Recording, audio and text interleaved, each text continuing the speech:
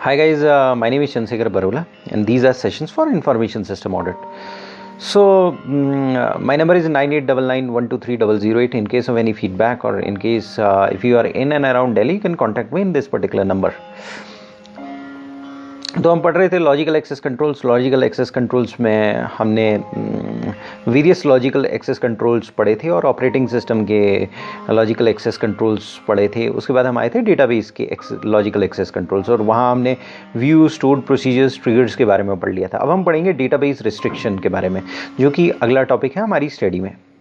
तो हमारी स्टडी कहती है कि जो most important objective access control का है वो ये है, वो दो ऑब्जेक्टिव्स हैं। एक तो इंटेग्रिटी को मेंटेन करना और अनऑथराइज्ड एक्सेस को रिमूव करना। कोई भी डेटाबेस रिसोर्स है तो उसमें एक इंटेग्रिटी मेंटेन करना, अनऑथराइज्ड एक्सेस को रिमूव करना। तो अनऑथराइज्ड एक्सेस का मतलब जहाँ पर भी आएगा वहाँ कॉन्फिडेंशियलिटी और अवेलेबिलिटी ले लीजिएगा। तो यानी इंटेग्रिटी और कॉन्फिडेंशियलिटी और अवेलेबिलिटी, CIA, यहाँ पर भी CIA है। यानी कि आप देखेंगे क्या थ्रेट्स हैं इंटेग्रिटी को, और दूसरा आप ये देखोगे कि अनऑथराइज्ड एक्सेस तो नहीं होती है, यानी कॉन्फिडेंशियलिटी मेंटेन होती है कि नहीं होती है। जिसको कॉन्फिडेंशियलिटी मेंटेन करनी है, यानी जिसको एक्सेस प्रिविलेजेस नहीं देने, उनको एक्सेस तो नहीं मिल रही है। तो यानी कि जो इंपॉर्टेंट ऑब्जेक्टिव हैं वो एक्सेस कंट्रोल्स के, किसी भी एक्सेस कंट्रोल्स के, वो इंटेग्रिटी और कॉन्फिडेंशियलिटी मेंटेन करना और अवेलेबिलिटी देना। अवेलेबिलिटी उनको देना जिनको देनी चाहिए, यानी कि एक्सेस प्रिविलेजेस उनको देना जिनको देना चाहिए। और कॉन्फिडेंशियलिटी कैसे मेंटेन होगी? एक्सेस प्रिविलेज डिनाई करना जिनको डिनाई करना है।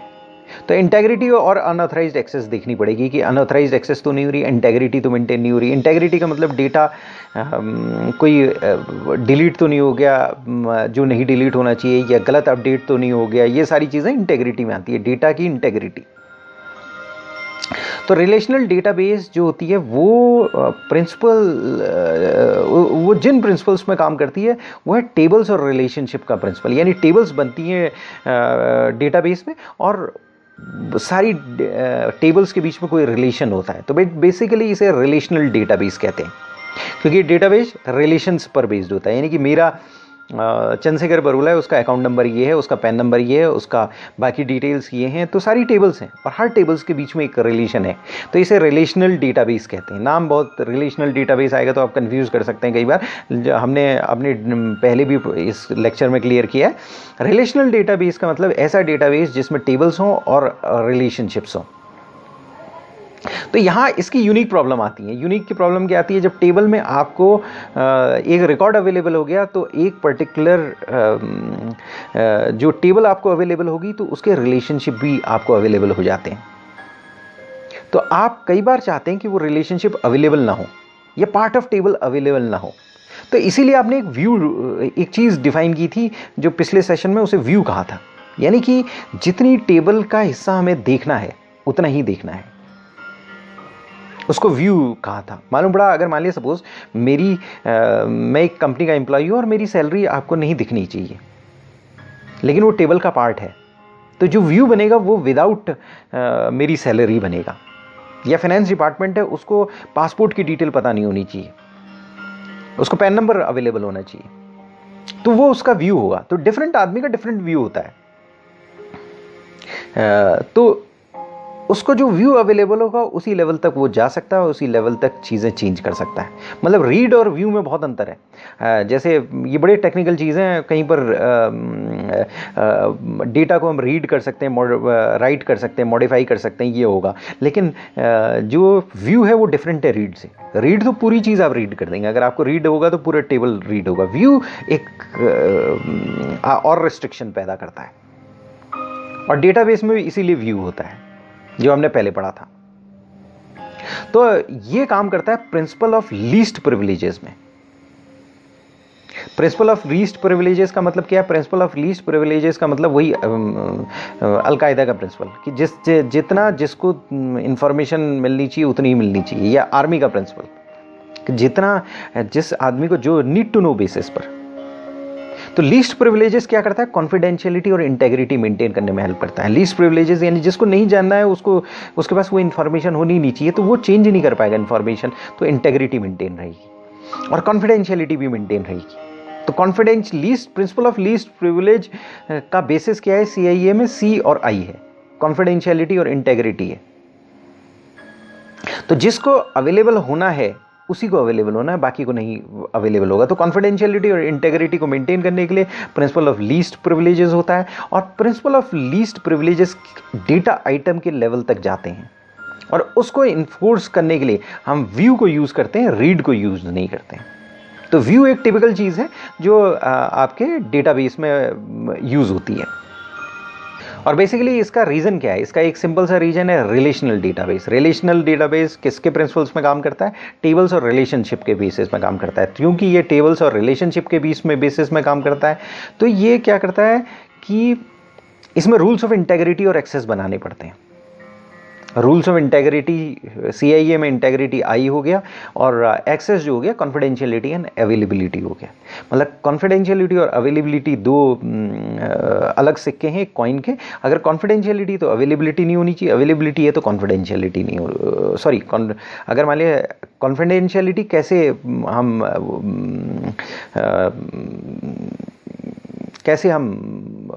लाएंगे? एक्सेस प्रिविलेजेस डिनाई करके, यानी कि जिसको एक्सेस नहीं मिलनी चाहिए उसे एक्सेस नहीं मिलेगी। अवेलेबिलिटी कैसे लाएंगे? एक्सेस प्रिविलेजेस अलाउ करके, जिसको इन्फॉर्मेशन मिलनी चाहिए उसको इन्फॉर्मेशन मिलेगी। तो रिलेशनल डेटाबेस टेबल्स और रिलेशनशिप के प्रिंसिपल में काम करता है, और इसमें रूल्स बनाने पड़ते हैं इंटेग्रिटी और एक्सेस के लिए। और इंटेग्रिटी और एक्सेस के लिए जब हम रूल्स बनाते हैं तो सबसे मेन चीज़ जो हमारा हेल्प आती है वो कॉन्सेप्ट ऑफ व्यूज़ आती है। तो यहाँ पर कॉन्सेप्ट ऑफ रीड्स नहीं यूज़ होता, कॉन्सेप्ट ऑफ व्यूज़ यूज़ होता है। तो ऐसे रूल्स जो हैं वो बहुत सारे पैरामीटर से रिस्ट्रिक्टेड हो सकते हैं, जैसे परमिसिबल वैल्यूज़ हैं, लिमिट्स हैं, और जो हमने पहले पढ़ा था ग्रैन्युलैरिटी ऑफ डेटा के बारे में जो हमने पढ़ा था, तो वो एक्सेस रिस्ट्रिक्शंस होती हैं ग्रैन्युलैरिटी ऑफ डेटा फील्ड तक। मतलब एक पर्टिकुलर डेटा फील्ड है, डेटा फील्ड में हो सकता है मान लीजिए सपोज उसमें हमें, जैसे फॉर एग्जांपल मेरी इन्फॉर्मेशन है, मैं हमेशा कहता हूँ कि पैन नंबर और पासपोर्ट दोनों है डेटाबेस में, तो मेरा पासपोर्ट नंबर फाइनेंस के पास नहीं आएगा, वो HR को मिलेगा, या पर्टिकुलर अगर नीड भी एडमिन के पास अवेलेबल होगा। तो रेस्ट्रिक्शन इंप्लीमेंट किए जा सकते हैं स्कीमा लेवल में, और किसके बेसिस में? जैसे नेम डिपेंडेंट है, कंटेंट डिपेंडेंट है, कंटेक्स्ट डिपेंडेंट है, और हिस्ट्री डिपेंडेंट है। तो रेस्ट्रिक्शंस हमारी स्टडी कहती है कि 4 चीज़ों पर डिपेंडेंट हो सकते हैं: name dependent, context dependent, content dependent और हिस्ट्री डिपेंडेंट। और इस तरीके से हमारे रेस्ट्रिक्शंस इंप्लीमेंट किए जा सकते हैं। तो नेम डिपेंडेंट क्या है? सबसे पहली बात तो नेम डिपेंडेंट, जैसे बोला, नेम से डिपेंडेंट है। मतलब क्या है कि अगर मान लिया सपोज एक पेरोल का क्लर्क है तो उसे सारे फील्ड्स दिखाई देंगे, केवल एम्प्लॉय की मेडिकल हिस्ट्री नहीं दिखाई देगी।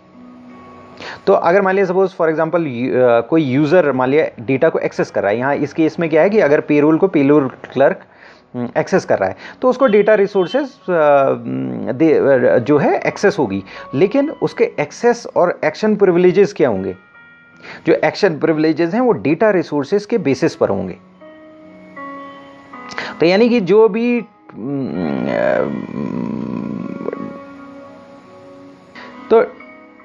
डेटा का नेम है, जैसे फॉर एग्जांपल एम्प्लॉय की मेडिकल हिस्ट्री है, वो अलाउ नहीं हो रही है इस केस में, तो वो उस डेटा रिसोर्सेज का नेम है। नेम क्या है? एम्प्लॉय की मेडिकल हिस्ट्री। तो एम्प्लॉय की मेडिकल हिस्ट्री हम अलाउ नहीं कर रहे हैं पेरोल क्लर्क को, तो ये नेम डिपेंडेंट है। तो यूज़र के एक्सेस प्रिविलेजेस रिसोर्स के नेम पर डिपेंडेंट होते हैं, यानी उसका जो फील्ड है, उसका जो नेम है, उस पर डिपेंडेंट होते हैं। यानी कि अगर मान लिया सपोज मेडिकल हिस्ट्री है, वो अलाउ नहीं होगी, बाकी सारी चीज़ अलाउ हो सकती है, या पासपोर्ट है वो अलाउ नहीं होगा, पासपोर्ट नंबर या पासपोर्ट का जो कॉलम है वो अलाउ नहीं होगा उस टेबल में। तो ये नेम डिपेंडेंट होते हैं। दूसरा होता है कंटेंट डिपेंडेंट। कंटेंट डिपेंडेंट में क्या होता है कि जैसे फॉर एग्जांपल एक पेटी कैश क्लर्क है, उसको एक लेवल तक की ट्रांजैक्शन अलाउड है, जैसे 50,000 तक की ट्रांजैक्शन अलाउड है या 20,000 तक की ट्रांजैक्शन अलाउड है, उसकी प्रिस्क्राइब्ड लिमिट से ऊपर उसको अलाउड नहीं है। इसे कंटेंट डिपेंडेंट कहते हैं। तो यानी रिसोर्सेज ये डिपेंड करता है कि क्या कंटेंट है, क्या कंटेंट क्वेरी किया जा रहा है या एक्सेस किया जा रहा है। जहां यूजर का एक्सेस अगर रिस्ट्रिक्ट है particular degree of sensitivity of resources, यानी कि डिग्री ऑफ सेंसिटिविटी क्या हुई कि 30,000 से या 40,000 से ऊपर वो ट्रांजैक्शन नहीं देख पाएगा, तो यूज़र को इस केस में अलाउ नहीं किया जाएगा कि भाई ये हायर डिग्री ऑफ सेंसिटिविटी को एक्सेस कर सके। और हायर डिग्री ऑफ सेंसिटिविटी इस पर्टिकुलर केस में क्या होगा, पेटी कैश क्लर्क की एक पर्टिकुलर लिमिट है 30,000, 25,000, 10,000 या 5,000 या 50,000, जो भी उसकी लिमिट है, उसके प्रेस्क्राइब्ड लिमिट में, उसके प्रेस्क्राइब्ड लिमिट के ऊपर वो ट्रांजैक्शन को एक्सेस नहीं कर सकता। कोई भी ट्रांजैक्शन उसको देख नहीं सकता, उसको डायरेक्टली इनडायरेक्टली किसी भी तरीके से वो उसको एक्सेस नहीं कर सकता। तो ये सेंसिटिविटी ऑफ रिसोर्सेज पर आपकी एक्सेस डिटरमाइंड है, तो ये कंटेंट डिपेंडेंट है। इसके बाद होता है कंटेक्स्ट डिपेंडेंट। कंटेक्स्ट डिपेंडेंट में क्या है मालूम पड़ा, अगर मान लिया सपोज कई बार क्या होता है कि यूज़र जो है बहुत सारी क्वेरी करके वो एक डेटा के बारे में इन्फ्रेंस निकाल लेता है। तो जैसे फॉर एग्जांपल आपका इनकम के बारे में पता करना है, इनकम के बारे में पता कैसे हो सकता है, खर्चे के बारे में पता कर लिया जाए। तो एक कस्टमर है, अगर एक इनकम लेवल हम उसको पता करना है तो हम एक ये देख सकते हैं कि लिस्ट ऑफ कस्टमर देख सकते हैं जो हाई वैल्यू परचेजेस कर रहे हैं, और हाई वैल्यू परचेजेस कर रहे हैं तो इसका मतलब उनकी हायर इनकम होगी, और हायर इनकम होगी तो हमने इनडायरेक्ट वे में डाइवर्स क्वेरीज, अलग अलग क्वेरीज करके हमने उनकी इनकम को इन्फर कर दिया है। लेकिन ये इन्फ्रेंस हमें अलाउड नहीं थी। ये हमें क्या है कि हमें ये अलाउड नहीं था कि भाई किसी भी कस्टमर की हम इनकम देख सकें। ये हायर एक्सेस को अलाउड था, हमें अलाउड नहीं था।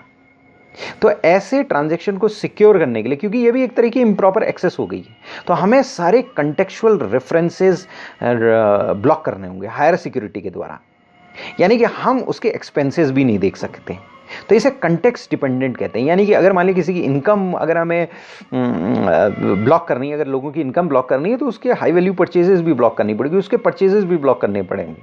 हो सकता है कि हम ये बोलें कि वो उसकी छोटे परचेजेस जो 5,000 से नीचे की परचेजेस है ये है वो देख सके, या परचेजेस देख ही ना सके, उसके एक्सपेंडिचर को ब्लॉक करना पड़ेगा, क्योंकि अगर हमने एक्सपेंडिचर को ब्लॉक नहीं किया तो इनकम का आइडिया हो जाएगा। तो ये कंटेक्स्ट डिपेंडेंट है। उसके बाद होता है हिस्ट्री डिपेंडेंट। कई बार क्या होता है, इसी तरीके से एक यूज़र जो है एक सीरीज ऑफ क्वेरीज बनाता है, और उस क्वेरी का आंसर जो होता है वो सिक्योरिटी पॉलिसी को वायलेट कर देता है। अगर इंडिविजुअली आप देखोगे तो वो आंसर नहीं निकाल पाएगा, लेकिन सीरीज ऑफ क्वेरीज से उसको वो इंफॉर्मेशन मिल जाएगी जिसके लिए वो ऑथराइज्ड नहीं था। जैसे फॉर एग्जांपल एक आदमी भाई आप इंफॉर्मेशन निकालना चाहते हो कि भाई किस आदमी की पर्टिकुलर इनकम का ही अगर हम ले लें, तो वो सीरीज ऑफ परचेजेस हम ऐड कर लें कि मंथली उसकी कितनी सीरीज ऑफ परचेजेस हैं, और फिर हम ये देखें कितना ये इन्वेस्टमेंट करता है। तो उसको टोटल करने से हमें उसका इनकम लेवल पड़ सकता है। तो ये हिस्ट्री डिपेंडेंट है। तो मतलब सीरीज ऑफ क्वेरी की, और उससे क्या है आपको ये पता चल गया कि क्या जो उससे ये कंस्ट्रक्शन निकल गया कि भाई इसकी इनकम क्या है। तो ये सिक्योरिटी पॉलिसी वायलेट होगी। तो नेम डिपेंडेंट है। नेम डिपेंडेंट क्या होता है कि जैसे हमने बोला कि एम्प्लॉय की मेडिकल हिस्ट्री अगर हम किसी पेरोल क्लर्क को नहीं मिलनी चाहिए तो वो नहीं मिलनी चाहिए। तो वो क्या है, नेम जो है, नेम ऑफ डेटा रिसोर्सेज को ब्लॉक कर देता है, एक्सेस प्रिविलेजेस में उसे ब्लॉक कर देता है। दूसरी बात ये है कंटेंट डिपेंडेंट। कंटेंट क्या है कि भाई सेंसिटिविटी देखता है, हाई डिग्री ऑफ सेंसिटिविटी है। जैसे कैशियर है, कैशियर अगर एक पेटी कैश अगर एक लेवल से ज़्यादा का ट्रांजैक्शन है, पेटी कैश ट्रांजैक्शन, तो वो पेटी कैशियर क्लर्क या पेटी कैशियर जो है वो उस ट्रांजैक्शंस को नहीं देख पाएगा। कंटेक्स्ट डिपेंडेंट ये है कि भाई डाइवर्स क्वेरी, अलग अलग क्वेरी लगा के वो नॉन परमिसेबल डेटा को ना देख सके। कुछ जो डेटा हैं वो हायर एक्सेस सिक्योरिटी के द्वारा ही परमिट होते हैं, लेकिन उसको इन्फर किया जा सकता है डाइवर्स क्वेरी के द्वारा।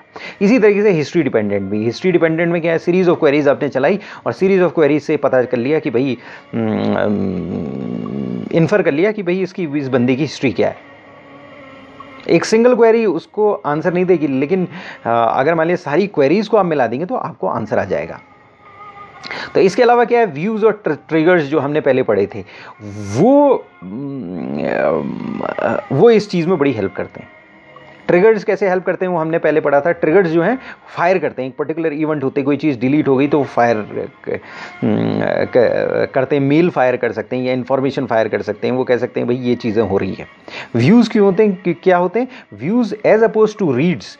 व्यूज़ जो है हमारा टेबल में दायरा रिस्ट्रिक्ट कर लेते हैं, मतलब कितना एरिया हम व्यू कर सकते हैं।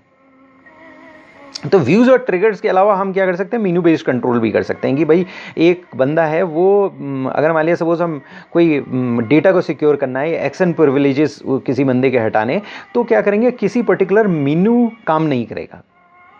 मतलब ऐसा है कि जैसे आपका विंडोज़ देखा हो तो मेनू बेस्ड है, उसमें बहुत सारे मेनूज होते हैं, आप क्लिक करते हैं और दूसरी इंफॉर्मेशन में चले जाते हैं, तो वह क्लिक काम ही नहीं करेगा आपका। तो वो मेनू बेस्ड कंट्रोल है, वो भी आप अप्लाई कर सकते हैं। तो ये डेटाबेस रिस्ट्रिक्शंस हैं और ये डेटाबेस रिस्ट्रिक्शन डेटा की सिक्योरिटी के लिए हेल्प करते हैं। तो ये थोड़े से यूनिक होते हैं, ये डिफरेंट होते हैं, और ये यूनिक डिफरेंट इसलिए होते हैं क्योंकि डेटाबेस किस में काम करता है, रिलेशनशिप में काम करता है। और रिलेशनशिप में आप एक बंदे से रिलेशनशिप, एक फील्ड से रिलेशनशिप हो गए तो उसकी पूरी इंफॉर्मेशन अवेलेबल हो सकती है। तो वहाँ पर हमें व्यूज़ लाने पड़े और ये लाने पड़े content dependent, context dependent, name dependent, history dependent level, ischaemia levels लाने पड़े ताकि उसकी अंडरस्टैंडिंग हो सके और उसी की अंडरस्टैंडिंग होकर सिक्योरिटी, रोबस्ट सिक्योरिटी मेंटेन की जा सके। तो डेटाबेस सिक्योरिटी पे पहले हमने इन्फ्रेंस पढ़ा था, उसके बाद हमने पढ़ा कि रोल्स, किस तरह से रोल्स डिफाइन किए जाते हैं। उसके बाद हमने व्यूज़ पढ़ा, स्टोर्ड प्रोसीजर्स पढ़ा, और हमने ये पढ़ा कि multiple views, multiple structured queries जो हैं स्टोर्ड प्रोसीजर्स बन जाते हैं। उसके बाद हमने ट्रिगर्स पढ़ा, हमने ये पढ़ा कि ट्रिगर्स भी एक टाइप का स्टोर्ड प्रोसीजर होता है। फिर हमने डेटाबेस रिस्ट्रिक्शंस पढ़े। तो ये सब मिला के डेटाबेस सिक्योरिटी मेंटेन की जा सकती है, और ये यूनिक है, थोड़ी सी डिफरेंट है। जो नॉर्मल एक्सेस कंट्रोल है तो उसमें आपने एक्सेस किया और सारी चीज़ आपको मिल गई, मतलब ब्लैक एंड वाइट में होती है एक्सेस, एक तरह से देखा जाए। यहाँ पर ब्लैक एंड वाइट में नहीं होती, एक पर्टिकुलर चीज़ आपको मिल गई तो इसका मतलब ये नहीं है उस बंदे की और इन्फॉर्मेशन, एक डेटा फील्ड आपका, एक रिकॉर्ड मिल गया तो इसका मतलब ये है उसमें अलग अलग डेटा फील्ड होंगे, और ये इसका मतलब ये है कि अलग अलग डेटा फील्ड जो है आपको एक्सेस हो, ये ज़रूरी नहीं है। और ये भी हो सकता है कि अगर मान लें सपोज आप एक HR मैनेजर, आप एक पर्टिकुलर मैनेजर हो, फाइनेंस मैनेजर हो, तो आपको बंदे की, सारे बंदे का नाम मिल जाए, सारे बंदे का एम्प्लॉय कोड मिल जाए, सारे बंदे का पैन नंबर मिल जाए, लेकिन सारे बंदे का पासपोर्ट नंबर नहीं मिलेगा, सारे बंदे का मेडिकल हिस्ट्री नहीं मिलेगा, सारे बंदे की ब्लड ग्रुप डिटेल आपको नहीं मिलेगी, तो कई डिटेल्स आपको नहीं मिलेंगी। और ये कैसे होता है, ये व्यू से रिस्ट्रिक्ट होता है, और ये पर्टिकुलरली ये व्यू से ही नहीं, इसके लिए हमें डेटाबेस रिस्ट्रिक्शंस लगाने पड़ते हैं। डेटाबेस रिस्ट्रिक्शंस नेम डिपेंडेंट हो सकते हैं, कंटेंट डिपेंडेंट हो सकते हैं, कंटेक्स्ट डिपेंडेंट हो सकते हैं, हिस्ट्री डिपेंडेंट हो सकते हैं। तो अलग अलग टाइप से हमें इस जैसा सिचुएशन हो, जैसी कॉम्प्लेक्सिटी हो, उसके अनुसार हमें डेटाबेस में काम करना पड़ता है, डेटाबेस एडमिनिस्ट्रेटर को काम करना पड़ता है। डेटाबेस एडमिनिस्ट्रेटर को उसी के अनुसार एक्सेस प्रिविलेजेस लगाने पड़ते हैं। और एक्सेस प्रिविलेजेस क्या करते हैं, एक्सेस प्रिविलेजेस हमें बेसिकली एक्सेस रिमूव करते हैं, एक्सेस देते हैं, जो कि हमारी कॉन्फिडेंशियलिटी और इंटेग्रिटी को मेंटेन करने में हेल्प करते हैं। मतलब इंटेग्रिटी कैसे मेंटेन होगी, अगर हम जिसको, अगर हम उसका, अगर मान लीजिए कोई डेटा है वो डिलीट हो गया तो इंटेग्रिटी इंपेयर हो गई, गलत आदमी ने डिलीट कर दिया उसे। अगर राइटफुली डिलीट हो गया तो ठीक है, अगर गलत आदमी डिलीट हो गया तो इंटेग्रिटी इंपेयर होगी। अगर वो डेटा चेंज हो गया तो भी इंटेग्रिटी इंपेयर होगी। तो हमें इंटेग्रिटी को मेंटेन करने के लिए लॉग्स बनाने पड़ेंगे और राइट आदमी को एक्सेस प्रिविलेजेस देने पड़ेंगे। इसी तरीके से कॉन्फिडेंशियलिटी मेंटेन करने के लिए भी हमें ऐसा करना पड़ेगा। थैंक्स।